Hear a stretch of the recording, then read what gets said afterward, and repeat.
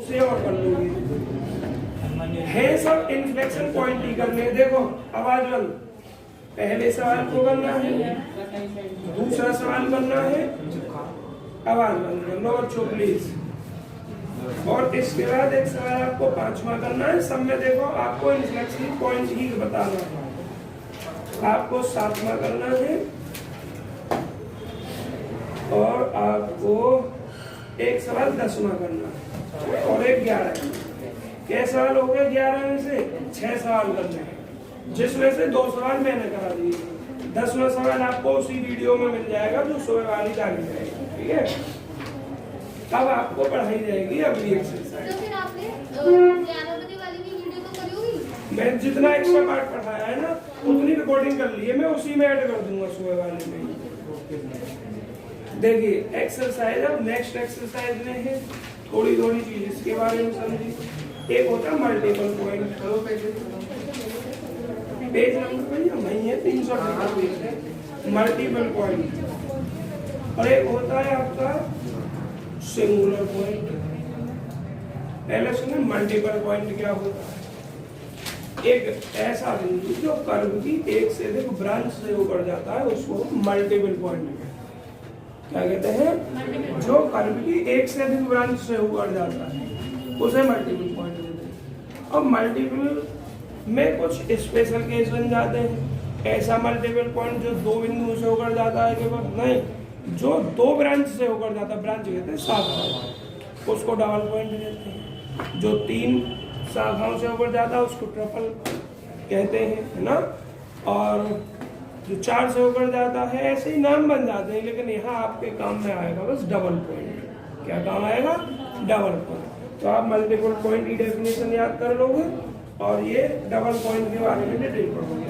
एक परिभाषा आपको सिंगुलर पॉइंट की पढ़नी है और एक परिभाषा आपको रेगुलर पॉइंट की पढ़नी है। अभी समझेंगे, अभी कॉन्जुगेट पर हम पहुंचे नहीं है। कॉन्जुगेट से पहले नोड बताएंगे, उसके बाद कष्ट बताएंगे। सर जैसे पिछली वाली एक्सरसाइज में ही तो सेकंड क्वेश्चन ज्यादा बड़ा है छोटा है? कौन सा? तो आपने एग्जैक्टली कराया था 10वां जो था ना, मेथड तो वही है लेकिन सवाल ना तो बहुत बड़ा है ना बहुत छोटा, मीडियम साइज। 10 वाला? हाँ 10वां, ठीक है, ना तो ज्यादा बड़ा है और ना बहुत छोटा है। मैंने वीडियो में करा रखा है। तो बात चल रही थी सिंगुलर और रेगुलर पॉइंट की परिभाषा स्वयं पढ़ेंगे। अब है डबल पॉइंट के प्रकार। मैंने क्या कहा, डबल पॉइंट को मैं डिटेल करूंगा। डबल पॉइंट आपका 3 प्रकार से डिफाइन किया गया। एक नोड होता है, एक कस्प होता है और एक कॉन्जुगेट। चित्र आपके बने हुए हैं, देखो इस तरीके का जो पॉइंट आपको फिगर मिले वो क्या कहलाता है? नोड कहलाता है। ये पॉइंट डबल पॉइंट है। कितनी ब्रांच से होकर जा रहा है? एक इससे होकर जा रहा है और एक इससे, ठीक है। तो इसको क्या कहेंगे हम? नोड कहेंगे।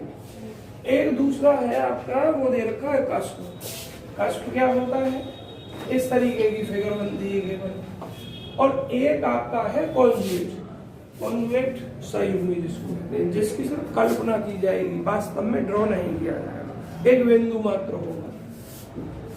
इस तरीके से चित्र बनाया है इसमें कि ये कर्व बना दिया और कर्व पर कोई सिर्फ एक ये बिंदु है और ये काल्पनिक बिंदु है जिसके बारे में हमें कुछ पता नहीं है, तो उसको कॉन्जुगेट कहते हैं।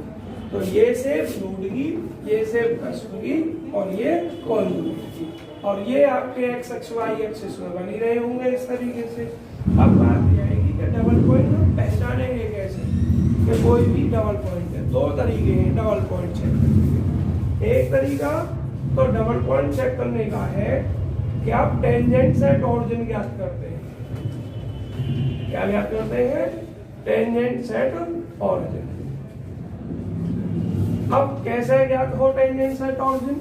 सबसे पहले ये देखना होता है कि आपका कर्व ऑरिजिन से होकर पास होता है या नहीं। कर्व पासेस थ्रू ऑरिजिन और not. Curve passes through origin और नोड। इसका मतलब क्या है? कर्व ऑरिजिन से पास होता है, मतलब ऑरिजिन से होकर जाता है या नहीं जाता। कैसे पता चले कि कर्व ऑरिजिन से होकर जा रहा है या नहीं जा रहा? क्योंकि ऑरिजिन पर टेंजेंट आप जब ही निकाल सकते हैं जब वो कर्व ऑरिजिन से होकर जा रहा हो। अगर नहीं जा रहा होगा तो नहीं निकालेंगे। पता कैसे चलेगा? अगर ऑरिजिन उस बिंदु उस कर्व को सेटिस्फाई करे, ऑरिजिन मतलब x बराबर 0 और y बराबर 0, उस कर्व में हम पुट कर दें, दोनों साइड अगर सेम हो जाए तब वो कर्व ऑरिजिन से होकर जाता है, अदरवाइज नहीं जाता है। और बिना रखे डायरेक्ट कैसे देखें? अगर कर्व में कोई कांस्टेंट टर्म है, कांस्टेंट समझे 2 4 6 इस तरीके से, तब तो कर्व ऑरिजिन से होकर पास नहीं होगा। आप ऑरिजिन पर टेंजेंट नहीं निकाल सकते हैं, लेकिन अगर उस कर्व में कोई कांस्टेंट टर्म नहीं दे रखा है तब ऑरिजिन से होकर पास होगा। For example x square Y square plus X square Y plus 3xy plus 2x plus 4y। अगर मैं इतना ही लिखता हूँ तो इसमें कांस्टेंट टर्म है रोहित क्या कोई? कांस्टेंट टर्म है इसमें?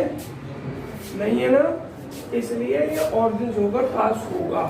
तो यहाँ x और y बराबर 0 रखोगे, ये भी 0, ये भी 0, ये भी 0, सभी टर्म 0, 0 बराबर 0 हो गया, कर्व ऑरिजिन से होकर जाएगा। और जब कर्व ऑरिजिन से होकर जाएगा, जब कर्व ऑरिजिन से होकर जाएगा तो आप लोएस्ट डिग्री टर्म की तुलना 0 से करेंगे। इसकी तुलना करनी है कोएफिशिएंट वगैरह की नहीं, लोएस्ट डिग्री टर्म की तुलना 0 से करेंगे। और अगर मैं इसमें लिखूं यहाँ x टर्म है, एक टर्म 5 हो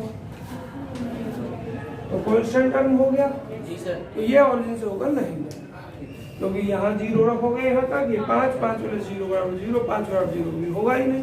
तो ऑरिजिन पर टेंजेंट कैसे देखते हैं? कांस्टेंट टर्म देख लो उसमें है या नहीं, अगर है तो आपका ऑरिजिन से होकर नहीं जाएगा, और कांस्टेंट नहीं है तो ऑरिजिन से होकर जाएगा।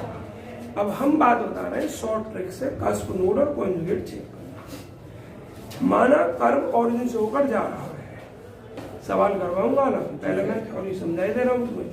माना कर्व ऑरिजिन से होकर जा रहा है, if curve passes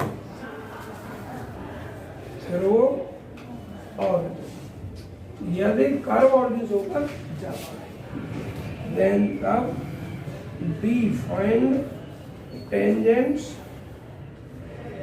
at origin। हम ऑरिजिन पर टेंजेंट ज्ञात करते हैं, और कैसे ज्ञात करते हैं? To find tangents, find tangents at origin. दो तरीके हैं बच्चों, किसी से भी सवाल कर देना लगा, लेकिन सवाल तो 3 और 4 का आएगा, है ना। ये तो पढ़ा रहा हूं मैं डरते डरते कहीं एक सवाल आ ना जाए। To find tangents at origin, origin पर टेंजेंट ज्ञात करने के लिए आपको क्या करना है? पुटिंग LDT, इसका मतलब लोएस्ट डिग्री टर्म को, 1 हो 2 हो 3 हो जितने भी हो सबसे कम घात से 0 के बराबर रख दीजिए, ठीक है। अब नाउ इफ वी गेट, यदि हम प्राप्त करते हैं 2 डिस्टिंक्ट इक्वेशन, यदि हम 2 भिन्न इक्वेशन ज्ञात करते हैं, या ये कहें 2 भिन्न टेंजेंट ज्ञात करते हैं, हमारा एक तो उद्देश्य है to find tangent at origin. क्या कर रहे हैं? LDT को 0 रख रहे हैं। तो यदि हम प्राप्त करते हैं 2 डिस्टिंक्ट टेंजेंट, 2 भिन्न, और कैसी साथ में रियल ऑरिजिन, देन तब ऑरिजिन जो होता है वो नोड होता है। नेचर पूछता है ना ऑरिजिन पर, ऑरिजिन की जो नेचर होगी या ऑरिजिन पर उस कर्व की नेचर होगी वो नोड होगी। कर्व इस तरीके का, इफ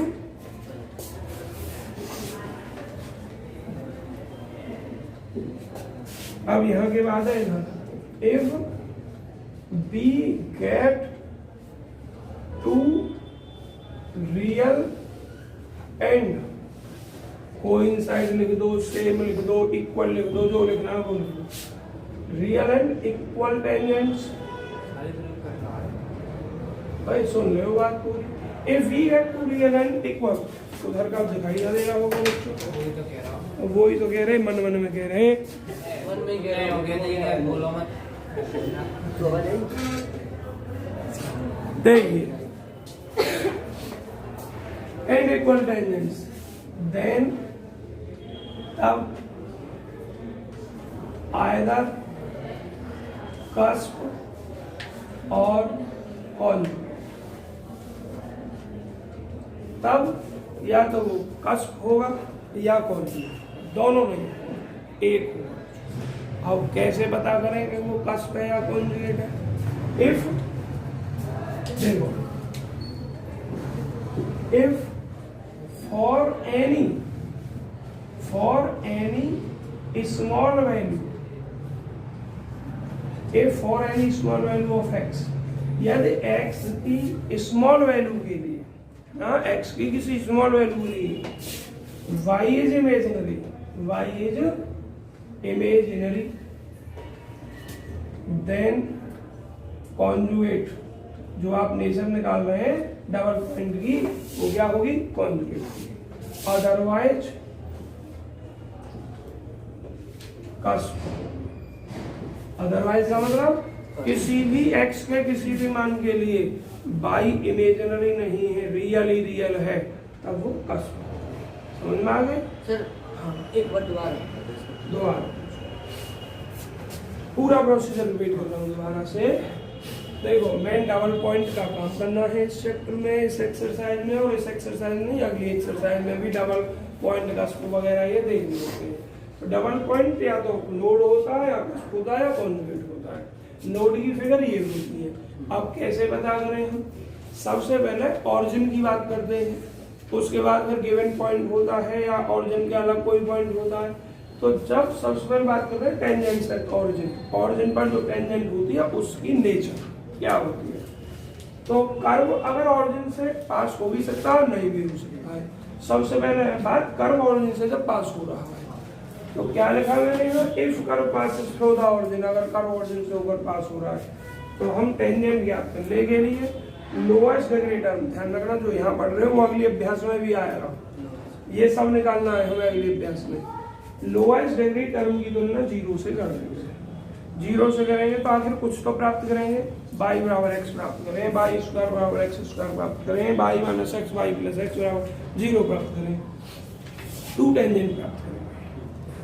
अगर दोनों टेंजेंट अलग अलग है, रियल और अलग अलग है, डिस्टिंक्ट एंड रियल, तो वो जो नेचर है डबल पॉइंट की वो नोड है। क्या है? नोड। कब? जब दोनों टेंजेंट रियल हो, वास्तविक हो और अलग अलग भिन्न भिन्न। अगर दोनों टेंजेंट रियल है लेकिन साथ में सेम है, साथ में क्या है? सेम है, तब या तो फिर उस पॉइंट की जो नेचर होगी कॉन्जुगेट होगी या कस्प होगी, कुछ भी हो सकता है, दोनों में से होगी। अब वो किस पर डिपेंड करे? बाई का मान निकालोगे आप x के किसी मान के लिए।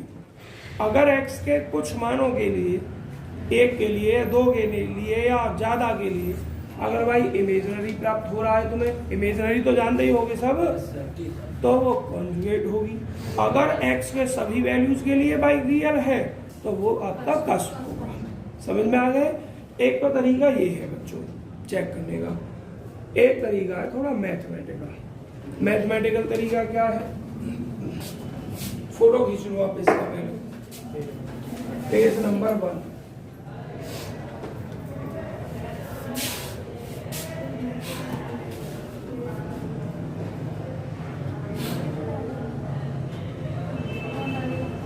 एक बार अपनी ना इस बैच में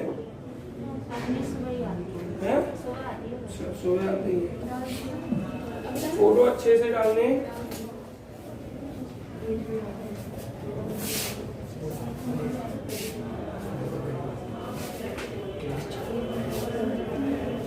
चलिए आवाज नहीं बच्चों। देखो स्पाइसेस ऑफ कस्प भी है, मतलब कस्प की भी वैरायटी बताई है किस किस टाइप का है, लेकिन कस्प की वैरायटी हम नहीं पढ़ाएंगे, ठीक है? क्योंकि टाइम नहीं है और कस्प की वैरायटी पूछता भी नहीं है, बस इतना ही पूछता है कस्प का कॉन्जुगेट है या नोड है। टेंजेंट सेट ऑरिजिन मैंने आपको बता दिया, टॉपिक ऊपर लिखा 380 पेज पर टेंजेंट सेट ऑरिजिन, ऑरिजिन पर टेंजेंट कैसे याद करते हैं। फिर देखते हैं कि कर्व ऑरिजिन को सेटिस्फाई कर रहा है या नहीं कर रहा। अगर कर रहा है तो लोअर डिग्री टर्म की तुलना 0 से कर देते हैं। और इसके बाद बच्चों चेंज ऑफ ऑरिजिन, ऑरिजिन को चेंज कैसे करते हैं, ऑरिजिन को चेंज कैसे, माना एक पॉइंट है 1,2 और ये ऑरिजिन पर शिफ्ट करना है। ये कहे टेंजेंट्स ज्ञात करनी है इस पर 1,2 पर, टेंजेंट्स ज्ञात करनी है 1,2 पर। पहले इसको ऑरिजिन पर शिफ्ट करना और ऑरिजिन पर शिफ्ट करने का तरीका है x के स्थान पर x+1 और y के स्थान पर y+2 रखकर अपने कर्व में सॉल्व करेंगे। सॉल्व करने के बाद जो इक्वेशन आएगी उसकी तुलना लोअर डिग्री टर्म से करेंगे क्योंकि वो फिर पास जरूर करेगी ऑरिजिन से, और वहां से फिर टेंजेंट जो निकलेंगी वो इस पॉइंट पर निकलेंगी। ठीक है, ये है। अब हमसे डायरेक्ट अगर कहता है हम इस तरीके से ना करें, हम डायरेक्ट करें इस बिंदु पर या इस बिंदु 0,0 पर बिना टेंजेंट निकाले और नेचर चेक करें, तो उसके लिए बच्चों क्या है, अगर बिंदु ना भी दे रखा तो भी निकल जाता है। आप अपने कर्व को f से ड्रॉ करें। माना आपको ये दिया है x² + xy + x + 5y + 6 = 0, ये दिया है, इसको f मान लें। और ये फंक्शन किसमें है, x और y के रूप में है। अरे भैया आवाज बंद, ये फंक्शन किसके रूप में है, x और y के रूप में है। आपको del f/del x निकालना है। del f/, अगर पॉइंट दे रखा है तो बहुत बढ़िया है, अगर नहीं दे रखा है तो आप del f/del x को 0 बराबर रखें और del f/del y को 0 बराबर रखें। सरल करके पॉइंट निकालना है x, y के रूप का। सरल करके किसके रूप का पॉइंट निकलेगा, x, y के रूप का। और अगर दे रखा है तो बहुत अच्छी बात है, इस कैलकुलेशन से आप बच जाते हैं। इसके बाद फिर आप निकालते हैं del स्क्वायर f/del x², फिर निकालते हैं del स्क्वायर f/del y², फिर निकालते हैं del square f/del x × del y। और इन सभी में अपने जो बिंदु दे रखा है, आपने जो निकाला है उसको रखते हैं। एक वैल्यू को r मान लेते हैं, इसको s मान लेते हैं और इसको t मान लेते हैं। अगर आप मानो तो, और ना मानो तो कोई प्रॉब्लम नहीं है, डायरेक्ट ऐसे ही याद रखो। तो अब हमें नोड, कस्प और कॉन्जुगेट के लिए एक ये वाला फॉर्मूला याद रखना है। पेज नंबर दे रखा है 383 पर।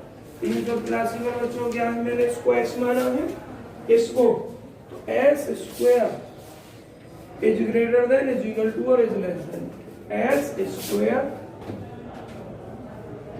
Is greater than is equal to और इज लेस देन, और किसके, r × t। ध्यान से देखो, अगर ये वाली कंडीशन है s² rt से बड़ा आ गया, मतलब इसका स्क्वायर इन दोनों के प्रोडक्ट से बड़ा आ गया, तो नोड है। इक्वल टू आ गया तो कस्प है, और अगर इज लेस देन आया s² इससे तो कॉन्जुगेट है।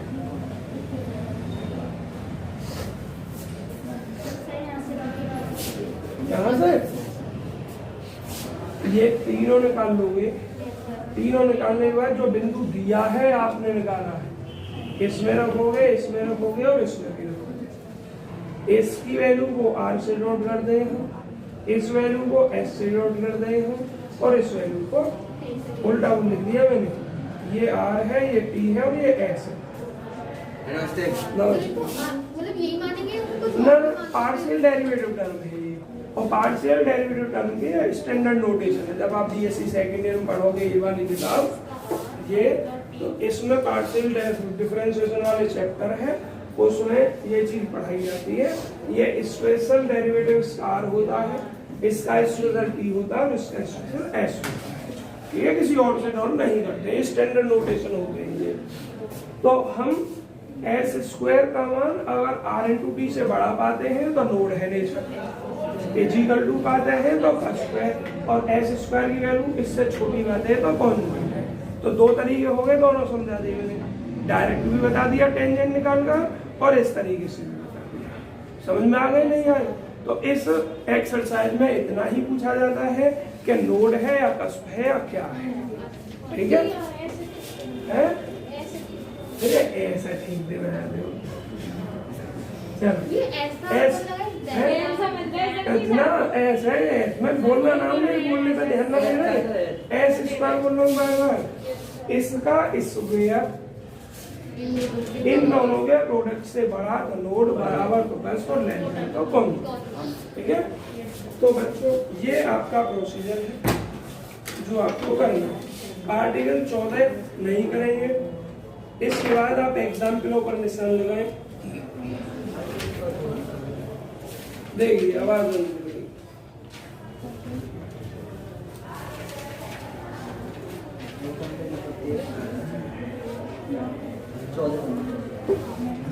एग्जाम्पल 14, 15, 16। एग्जाम्पल 14, 15, 16। देखो मैं आपको 14 में सवाल नहीं कराने जा रहा हूँ, एक्सरसाइज का करवा दूंगा। मैं थोड़ा 15 में आपको समझाने जा रहा हूँ, 15 में को समझाना चाह रहा हूँ। देखो खींच लो भाई, समझ में उसके आएगा खाली फोटो से जो पढ़ लेगा वीडियो, क्योंकि मैंने वैसे सिस्टमेटिक तरीके से नहीं लिखा ना, आसान चीज है इसलिए।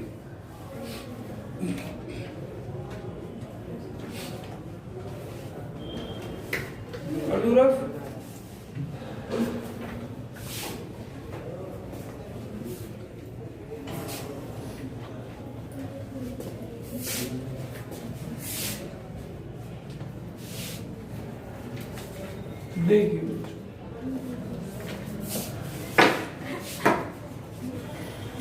एग्जाम्पल नंबर 15 देखिए, बहुत दिन बाद बता रहा हूँ, जरूरी है इसको। Find the nature of the origin, origin की नेचर याद करनी है उनका। तो द इक्वेशन ऑफ गिवन कर, द इक्वेशन ऑफ, बच्चों बात बंद कर लोगे। एच कर्व की जो इक्वेशन है, ए की हद 4 y square is equal to x की हद 4 और x square minus a square.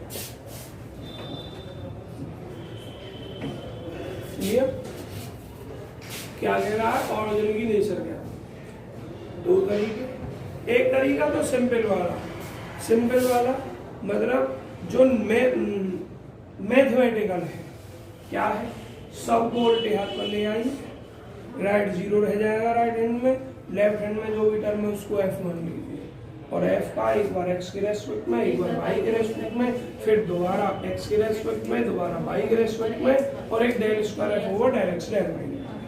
सभी में अपने ऑरिजिन की नेचर पूछ रहा है तो 0,0 रखें, देख लें कौन सा वो बनना है, फॉर्मूला सेटिस्फाई हो रहा है।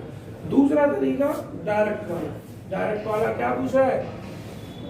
ये तो इक्वेशन दे दी है मैंने करूंगा, उसने पूछा है नेचर ऑफ द ऑरिजिन, तो बिंदु 0,0 था, इसमें निकालना नहीं था। जब 0,0 ऑरिजिन की नेचर पूछ रहा तो आप देखें कर्व ऑरिजिन से ऊपर पास हो रहा है। अगर ऑरिजिन की नेचर पूछ रहा तो बच्चों ये भी फैक्ट है कि कर्व ऑरिजिन से जरूर पास हो रहा होगा, ठीक है? अगर नहीं हो रहा तो उसके ऑरिजिन की नेचर आप नहीं बता पाओगे। तो यहाँ y बराबर 0 रख दोगे, यहाँ x बराबर 0 रखोगे, सरल में 0 बराबर 0 आ गया, curve passes through the origin, since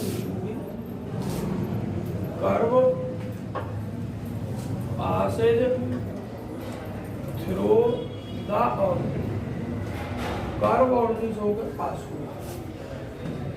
so to find tangents, tangents ज्ञात करने के लिए इक्वेटिंग, तुलना करने के बाद 2 0 0 से किसकी एलडीटी लोअर डिग्री टर्म्स की 0 से तुलना करनी। तो इसमें लोअर डिग्री टर्म क्या है? सबसे कम घात का, इसकी घात कितनी है? 2, और इसकी इसमें गुणा करोगे तो 6 हो जाएगी, और इसकी इसमें करोगे क्या कर रहे हैं आप? इसकी 4 हो जाएगी। तो सबसे कम घात का पद यही तो है, इसी को 0 बराबर वी गेट ए की घात 4 कोएफिशिएंट नहीं पूरा टर्म। तो अब ए की घात 4 0 में पहुंच गया, बाई स्क्वायर बराबर 0। बाई की वैल्यू 0,0 है। यस सर, लेकिन हमारा जो 0 था मतलब जो कंप्लीटली गलत है वो तो इधर था ना क्या गाइस। बस लोअर डिग्री देखना है कहीं कौन भी सा तो। लोअर डिग्री तो इधर था ना, लेकिन सर x की पावर a स्क्वायर। देखो इधर भी हो, आपको सबको एक तरफ ले जाओ, ठीक है, सबको एक तरफ ले जाएंगे तो ये इधर जाके माइनस एक्स की घात 6 हो गया, एक्स की घात 6 इधर, हाँ सर। और ये माइनस इधर जाके प्लस में हो जाएगा एक्स की घात 4 ए स्क्वायर। ये ऑलरेडी है ही आपका ए की घात 4 वाई स्क्वायर इक्वल टू 0। अब संतुष्ट है? सबसे छोटी घात का पद क्या है? A4 बस तो वो 0 बराबर है ना? हाँ तो वो तो मेरे इसके बराबर में ये वाले टर्म 0 रख रहे हैं ना। सबको अपने आप जब लेफ्ट में ले जाएगा तो डायरेक्ट देखने में सक्षम हो कि सबसे छोटी घात का पद क्या आएगा, तो डायरेक्ट देखकर 0 बराबर रख दो। तो क्या है सबसे छोटी घात का पद इसमें देखो कौन सा सबसे छोटी घात का पद, A4 है। ये। तो इसको 0 बराबर रखना है, बाकी किसी से कोई और मतलब नहीं, ठीक है। कोएफिशिएंट नहीं देखना है यहाँ, पूरा देखना है आपको, पूरा रखना है। तो अब ये जो कांस्टेंट टर्म है ये कैलकुलेशन के बाद चला जाएगा, ठीक है। तो बाई की क्या वैल्यू प्राप्त हो गई 2, 0,0। अब रियल भी है और सेम भी है, तो जो नेचर होगी ओरिजिन की या तो कष्ट हो सकती है या कॉन्जुगेट हो सकती है, ठीक है। देखो क्या लिखा हुआ आपके में, 10 the origin may be a cusp or a conjugate since चूंकि B get two real and same या equal tangents, so इसलिए origin में भी एक कस्प और एक कॉन्जुगेट, और एक मतलब कस्प हो सकती है या कॉन्जुगेट हो सकती है, एक होगी, कोई भी, दोनों नहीं होगी। अब कैसे चेक करें कस्प है या कॉन्जुगेट है? मैंने प्रोसीजर आपको क्या लिखवाया है, मैंने लिखवाया है बच्चों प्रोसीजर कि आप बाई का मान निकालें दिए हुए कर्व से, किससे? दिए हुए कर्व से y की वैल्यू फाइंड करें। अगर y की वैल्यू x की कुछ विशिष्ट वैल्यूज पर इमेजिनरी आ जाती है y की वैल्यू तो कॉन्जुगेट है, और इमेजिनरी कहीं भी नहीं आती है x की किसी वैल्यू पर तो आपका कस्प है। तो अब जरा देखें, फ्रॉम कर्व,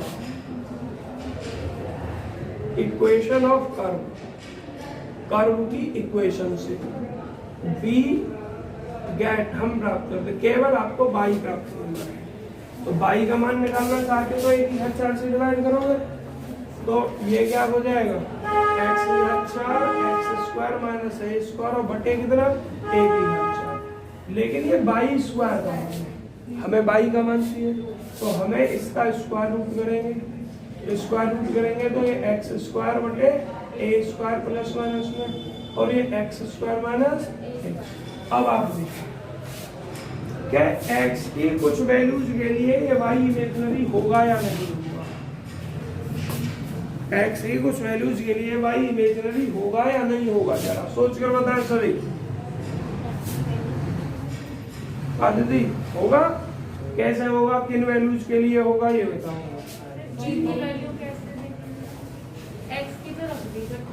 x की वैल्यू a के पदों में ही रख दो ना, अब जब a में दे रखा है तो अगर एक्स स्क्वायर का मान ए स्क्वायर से क्या है, छोटा है, कैसा है, एक्स स्क्वायर का मान ए स्क्वायर से छोटा है, जैसे a बटे 2 लिख दिया जाए, x है ना, x का मान कितना लिख दूंगा, a बटे 2 लिख दूँ, वर्क करूंगा मैं a स्क्वायर बटे 4 हो जाएगा, तो इसके अंदर नेगेटिव आ जाएगा ना, आ जाएगा। जब आपका यहाँ y का मान निकालना हो और वो a या v के टर्म में, a को हम कुछ भी मान लेते हैं अपनी सहूलियत के लिए, माना आपने a बराबर 2 मान लिया, क्या हो गया, 2 का मान 4 हो गया, तो एक्स स्क्वायर माइनस 4। तो जब x का मान 2 से छोटा लिखोगे आप, तो 2 लिखोगे तो 2 का मान भी जैसा यहाँ समझो, मैंने a क्या बताया आपको, 2 बताया, समझा रहा हूँ, बस लिखना नहीं है। तो अगर x का मान 2 रखोगे तो 0 हो जाएगा। हम क्या करें, x की कुछ वैल्यू ऐसी है या नहीं जिसके लिए बाई इमेजिनरी हो सकता है। x का मान अगर मैं 2 से छोटा रख दूं, इसमें 1 रख दो, 1.5 रख दो, 0 रख दो, है तो ये पूरा का पूरा जो अंडर रूट के अंदर है माइनस आएगा, और उस पर अंडर रूट अगर तो इमेजिनरी हो गया, बाई इमेजिनरी हो गया। तो आपको बस इतना ही लिखना है देखकर, हेयर यहाँ बी गेट हम प्राप्त करते हैं कि बी फाइंड दैट हम प्राप्त करते हैं कि बाई इज इमेजिनरी। बाई क्या है, इमेजिनरी है for some values of x, for some values of x के कुछ मानों के लिए बाई इमेजिनरी है। तो ऑरिजिन जो है विल बी नहीं, विल बी कॉन्जुगेट। ये होता है बच्चों थ्योरेटिकल मेथड, इसको होते हैं थ्योरेटिकल मेथड। एक होता है न्यूमेरिकल। न्यूमेरिकल के लिए डिस्कशन में कर चुका हूँ कि इसको उल्टे हाथ पर ले जाइए, f मान लीजिए x और y पदों में, f का x के रेशो डिफरेंशिएट बाई a में, फिर डबल डेरिवेटिव निकालो और किसकी नेचर कर रही है, ऑरिजिन की। तो 0,0 को साक्षी उसमें रख दो, तीनों डेरिवेटिव्स में, और देख लो s स्क्वायर का मान कैसा है, 0 से बड़ा है, बराबर है, छोटा है। फोटो खींच लो। पेज नंबर क्या मानिए आप,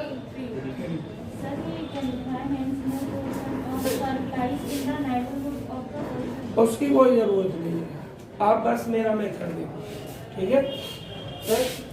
इनवर्स डिग्री टर्म x में बदल तो टीचर का मतलब क्या होता है, किताब की लैंग्वेज को आसान बनाना। बोलो, ये inverse degree term x y में होता x टर्म, तो फिर x का मान निकाल कैसे? देखो आपको क्या निकलेगा, since curve passes through lower degree के टर्म को निकालोगे तो बाई में 2 टेंजेंट निकलेंगे, x में नहीं निकलेगा। x में नहीं होगा लोअर डिग्री, बाई का मान होगा x के पदों में होगा, तो बाई बराबर प्लस माइनस x हो गया इस तरीके से। क्योंकि जो मैं समझ रहा हूँ, तुम क्या कह रहे हो, तुम मेरी समझो, मैं क्या समझाना चाह रहा हूँ। कोई भी इक्वेशन का main function y equal to fx के रूप का होता है। तो जो भी निकालना है आपको बाई बराबर निकालना है, भले ही वो x के टर्म में निकले या किसी और के टर्म में, ठीक है, वही रखना। जैसे मानो y square minus x square बराबर 0, तो बाई स्क्वायर बराबर एक्स स्क्वायर, तो बाई की वैल्यू प्लस माइनस एक्स हो गई। इसको ऐसे मत लिखना कि x equal to plus minus y हो गया। तो 2 टेंजेंट कौन कौन सी हो गई, एक y बराबर x हो गया और एक y बराबर माइनस एक्स हो गया, और दोनों रियल हैं और दोनों डिस्टिंक्ट हैं। तो आपकी जो नेचर हो जाएगी लोड हो जाएगी। ऐसा नहीं होगा कहीं कि सिर्फ और सिर्फ x का ही है, ऐसा कहीं नहीं होगा। क्यों नहीं होगा, क्योंकि जो मेन इक्वेशन होती है y इक्वल टू के रूप की, अगर x बराबर आ गया तो पॉसिबल नहीं होगा। कर दो बच्चों मेरा बहुत, इसको फोटो खींच लिया आप सबने। तो ऐसे आप नेचर पहचान लोगे कि क्या लोड है, क्या कष्ट है, क्या कॉन्जुगेट है। अब एक्सरसाइज की तरफ बढ़ते हैं। फिर भी एक एक लेक्चर ले ली गई है एक्सरसाइज आपकी। मैं सोच रहा था एक ही लेक्चर में दोनों को निपटा लिया। सोल्ड माइक फिल करोगे, देखो आप एक्सरसाइज की तरफ नजर घुमाओ। सब सवाल एक से है और आपको सभी नहीं कर लेंगे। पहले सवाल में क्या कहा, right down the equations to the tangents at origin for the following. मतलब इसमें नेचर नहीं बतानी है, बस तुम्हें टेंजेंट्स निकालनी है। टेंजेंट निकाल के ऑरिजिन पर अपना लोअर डिग्री टर्म की तुलना 0 से करके जो निकले वहीं छोड़ देना है। एक सवाल पूछ लो, कोई सा भी जो पूछना हो। नहीं कर लोगे, ठीक। दूसरे सवाल में क्या कहा, फॉर द कर्व इसके लिए सो दैट दीजिए ऑरिजिन इज ए नोड। एक तो ये सवाल करवा लो आपने, सब एक से ये समझो, पूरा प्रोसीजर में समझा चुका हूँ। फिर भी देख लो, सेकंड कर लो, थर्ड कर दे, सो दैट कोई बात नहीं, थर्ड देख लो। सो दैट कीजिए ऑरिजिन इज ए कॉन्जुगेट, कि ऑरिजिन जो है कॉन्जुगेट पॉइंट है ऑन द कर्व। कर्व इसके लिए सबसे पहले है equation of given curve, equation of given curve, curve का इक्वेशन। चलिए बात, y square is equal to कितना भाई 2x²y। हाँ थर्ड ही तो लिख रहा हूँ, y square is equal to 2x² plus x की घात 4y, x की घात 4y माइनस 2x की घात 4। चलिए ध्यान से सुनिए, क्या सिद्ध करवा रहा है कि origin is a conjugate polynomial. एक सवाल तो मैंने उस तरीके से करवा दिया तुमने, अब एक सवाल में मैथमेटिकल मेथड से, तो सबको लेफ्ट हैंड में लेके आ रहा हूँ। देखो अंतर क्या है, इससे दो लाइन फालतू हो जाएंगी, दिमाग बिल्कुल नहीं लगाना, बस अपना कर दे रहो। उसमें किसी सवाल में लाइन कम होंगी लेकिन दिमाग ज्यादा लगाना पड़ सकता है कि एक्स के मानों के लिए कॉन्जुगेट होगा, वो इमेजिनरी होगा। तो आपकी मर्जी, आप किसी से मेथड से कर लें। मैं एक सवाल करवा रहा हूँ दोनों मेथडों से। तो मैं क्या कर रहा हूँ, let f is equal to, इसको मैं एफ से डिनोट कर रहा हूँ।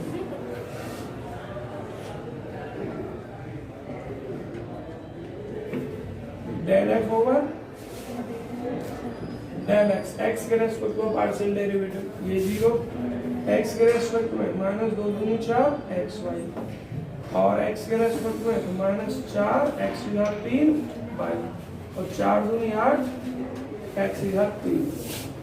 प्रॉब्लम तो नहीं कोई किसी को। अब वाई के रेस्पेक्ट में del f over del y 2y minus, किसके रेस्पेक्ट कर रहे हैं, बाई के में 2x², बाई के में कर रहे हैं माइनस एक्स की घात 4, और ये 0 हो गया। अब डेल स्क्वायर एफ बटे कितना, del x² del square f over del x², इसका दोबारा x के रेस्पेक्ट में माइनस 4y, 4 तिया 12 x²y, और 8 तिया 24 x²। अब del square f over del y², ये y के रेस्पेक्ट में 2, ये भी 0 और ये भी 0। अब del square f over del x del y, इसके लिए मुझे बाई वाले का del f over del y का x के रेस्पेक्ट करना होगा। डेल ओवर डेल एक्स, इतना ही तो लिख सकते हैं बच्चों इसको। तो del f over del y कहाँ है, उसको लिख दे रहा हूँ मैं, ये रहा 2y minus 2x² minus x की घात 4, तो ये 0 माइनस 2 4x, 4x की घात 3। कठिन कोई सा भी नहीं। अब आपको ऑरिजिन की नेचर पूछिए तो ऑरिजिन इसमें रख देना है।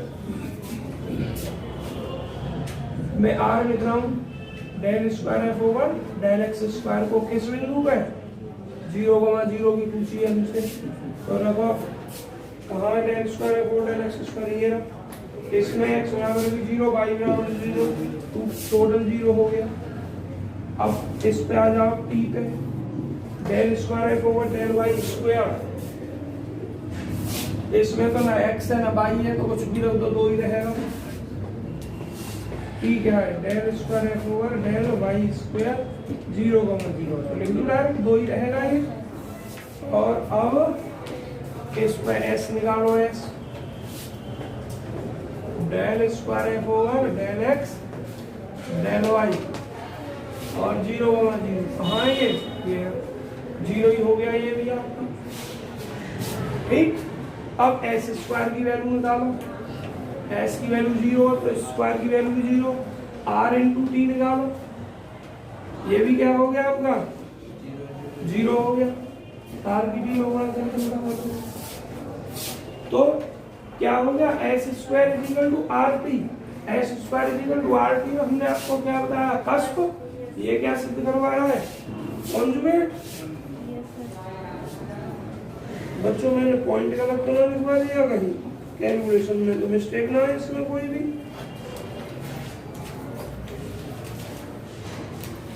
एक मिनट चेक करता हूँ, पॉइंट भी सही लिखवाया है कि ग्रेटर देन पर नोड है, और कस्प इज इक्वल टू पे है, और लेस देन पर आपका कॉन्जुगेट है। एक बार कैलकुलेशन चेक करना बच्चों, अगर नहीं तो मिस्टेक होगी आपके आंसर शीट में, या दूसरे तरीके से और चेक कर लूंगा मैं कामयाबी। तो जीरो ही आ रहा है? है यही तो जीरो आ रहा है, दोनों तरफ से बराबर है तो फर्स्ट आना चाहिए। एक बार अपनी कैलकुलेशन चेक कर लूँ तुम बैठ के, जल्दी बहुत जल्दी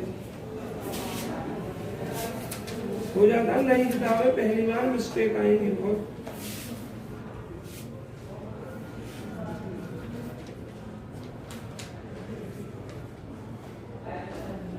मैं दूसरे तरीके से भी चेक कर लूंगा अभी, एक मिनट।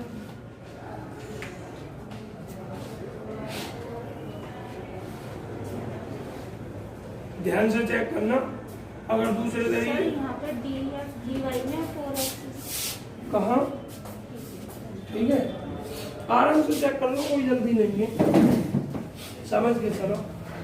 लेकिन अगर दूसरे तरीके से भी यही आया तो फिर तो समझो आंसर कुछ नहीं है, और अगर दूसरे तरीके से कॉन्जुगेट आ गया तो बात समस्या हो जाएगी कि दोनों मेथड से आंसर सेम आना चाहिए, इससे ये और इससे ये क्यों मिल रहा।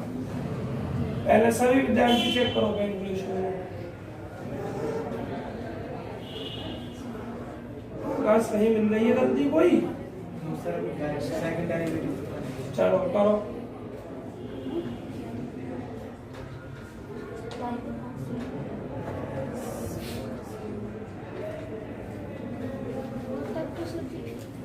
पूरे चेक करो, नहीं है कर लिया चेक। नहीं है सर। अब मैं बैठकर इस सवाल को दूसरे मेथड से कर रहा हूँ चेक, है ना, चेक कर रहा हूँ बस, समझा रहा हूँ तो मैं अभी, जो समझते रहे वो समझ रहे। बाई का मान निकालना है हमें, बाई का मान निकालो क्वाड्रेटिक इक्वेशन बना के, बाई स्क्वायर, सभी बाई के टर्मों को इधर बुला लो और बाई को कॉमन और ले लो, तो ये 2x स्क्वायर बचेगा और ये x की घात 4। प्रॉब्लम तो नहीं आई, दोनों टर्मों को बाई के को इधर बुला लिया, माइनस वाई कॉमन ले लिया तो अंदर ये बच गया, और उधर माइनस 2x की घात 4 है, इधर लेके आए तो प्लस का। अब ये क्वाड्रेटिक इक्वेशन हो गई बाई में, इसमें हो गई क्वाड्रेटिक साक्षी बाई में, ये आपका कांस्टेंट हो गया और ये आपका कांस्टेंट हो गया। कौन सा रूप हो गया, ax square plus bx plus c बराबर है a का मान 1 बाई स्क्वायर गुणन x की जगह बाई है, बाई का गुणन b का मान माइनस इतना और c का मान इतना। तो क्वाड्रेटिक इक्वेशन हम सॉल्व कैसे करते हैं जनरली, सीधे धरा जा रहा है y की टू माइनस b का मान ऑलरेडी माइनस में तो माइनस 1 प्लस हो जाएगा 2x स्क्वायर प्लस x की घात 4 minus b plus minus under root b square, इसका वर्ग करो, माइनस का स्क्वायर प्लस में हो जाएगा 2x की घात 2 प्लस x की घात 4 की होल घात 2 माइनस 4ac।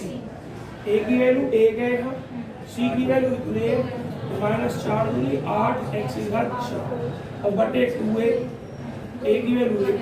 अब आप अपने कैलकुलेशन मन में करके ये देखिए कि क्या x की किसी वैल्यू के लिए ये जो टर्म है आपका माइनस में हो सकता है अंडर रूट के अंदर का या नहीं। अगर हो सकता है तो कॉन्जुगेट ही है और नहीं हो सकता तो फिर कस्प ही है। ये चेक करते पहले ये फॉर्मूला बोला जाएगा आपका सर ये होगा नहीं क्योंकि स्क्वायर और 4 है ना।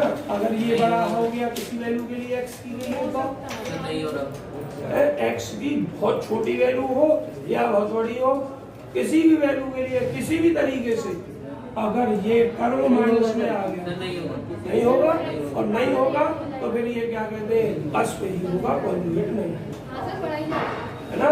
लेकिन और चेक कर लो एक बार, x की वैल्यू बहुत छोटी रखना, 1/10 रख के देखो x की वैल्यू।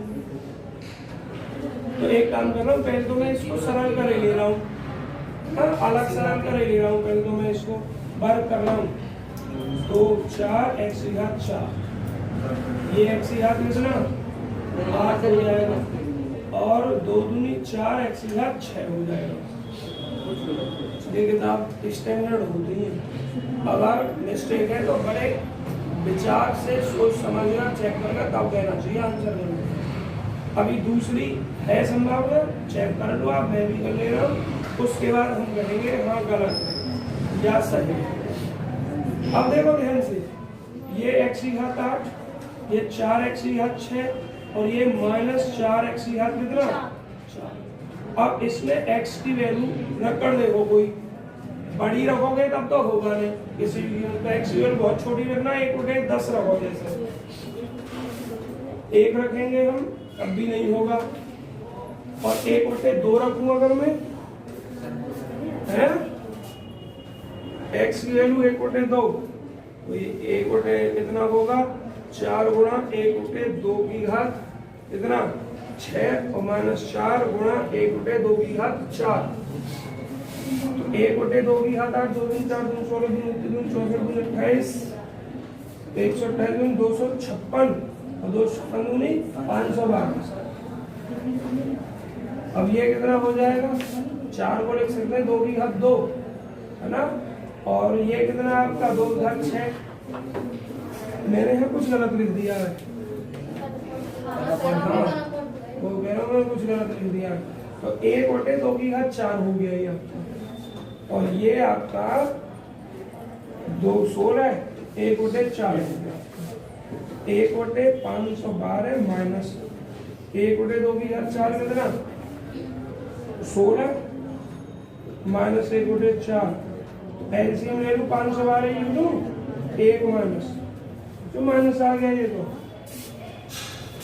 सर आपने यहाँ 512 के आगे जो लिखा है माइनस,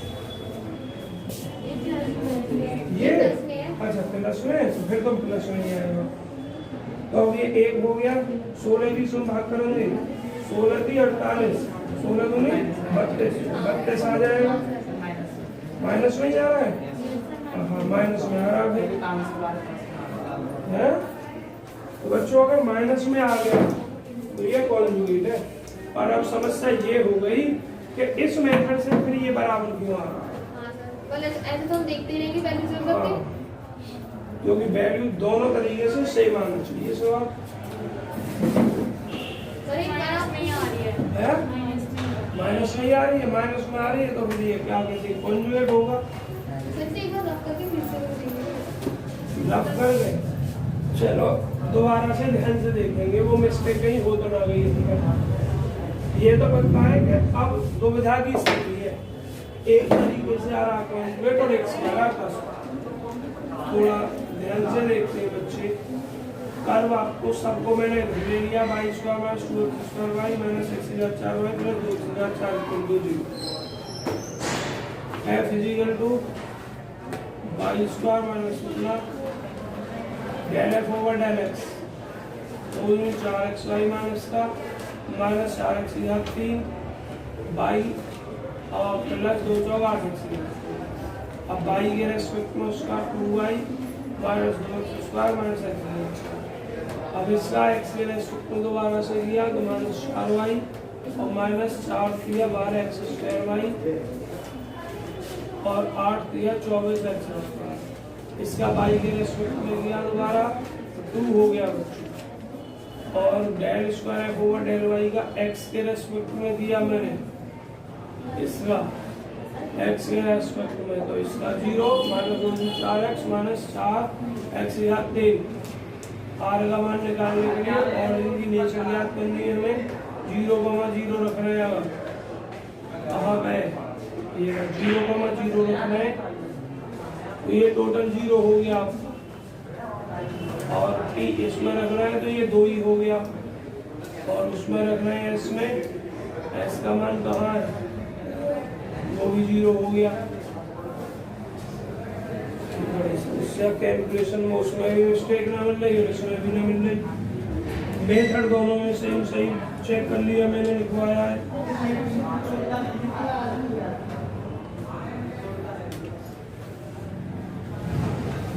डी ये df अपॉन dx का y के रेस्पेक्ट में कर सकते हैं, df अपॉन dx का y के रेस्पेक्ट में कर सकते हैं, हाँ कर सकते हैं, तो भी इतना ही आ रहा है, इतना ही आएगा, वो जो सेम आते हैं, s को कैसे भी निकाल लो सेम आएगा। एक बार और एग्जाम्पल पे देखना कोई हमने मिस्टेक कर दी हो मेथड लिखवाने में,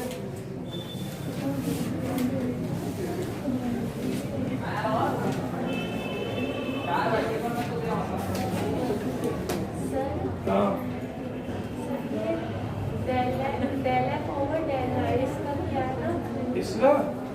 इसका दिया मैंने एक्स की रेस्पेक्ट में, ये इसका दिया वाई के रेस्पेक्ट में, टू वाई और वाई के रेस्पेक्ट में माइनस 2x स्क्वायर और माइनस x का 4। सही है बच्चों। इस सवाल को आप वो लगा दो स्टार करके, क्योंकि दोनों तरफ से ही कैलकुलेशन सही बैठ रही है। अब किसको गलत माना है किसको सही माना, कल चेक करके तब आगे बताऊंगा इसमें क्या करना है। टाइम है अभी। आप सुनो तो मैं कौन कौन से घर से करके लाने हैं। सो दैट द इतने है का चौथा सवाल करके लाना है। छठे सवाल में find the position and nature of double points of the following terms. ये छठे सवाल करके लाने हैं आपको। सब में नेचर ज्ञात करनी है। कौन से छठे में तो डबल पॉइंट है। हाँ डबल पॉइंट्स क्या आएगा देखो, सब किससे जा रहा है और किससे ओवर जा रहा है, तो जीरो वाला जीरो ही तो है। और अगर तुम्हें निकालना है ना मानने के हम ना लिख रहे ओरिजिन डायरेक्ट, तो फिर कैसे करोगे, del f over del x को जीरो बराबर रखो और del f over del y को जीरो बराबर रखो, दोनों को सरल करके एक्स को वाई निकाल दो, ऐसा निकल जाएंगे डबल पॉइंट। ठीक है। और जो कर्व ओरिजिन से होकर जा रहा है उसका डायरेक्ट 0,0 होगा, उसको डायरेक्ट लिख लेना 0,0। तो ये सभी सवाल करने हैं आपको। और इसके बाद तुम्हें सवाल जो करने 10वें के पार्ट करने, पहला दूसरा तीसरा कर देना एक, बस ये बहुत है। और भाई कल आप सब के लिए कह रहा हूँ, कोई भी विद्यार्थी छुट्टी अगर आप छुट्टी करें तो रिकॉर्डेड से जरूर पढ़ लेना, क्योंकि कर्व ट्रेसिंग की भूमिका कल तैयार की जाएगी। आकाश किताब मिलेगी तुम्हारी कृष्णा के बाद।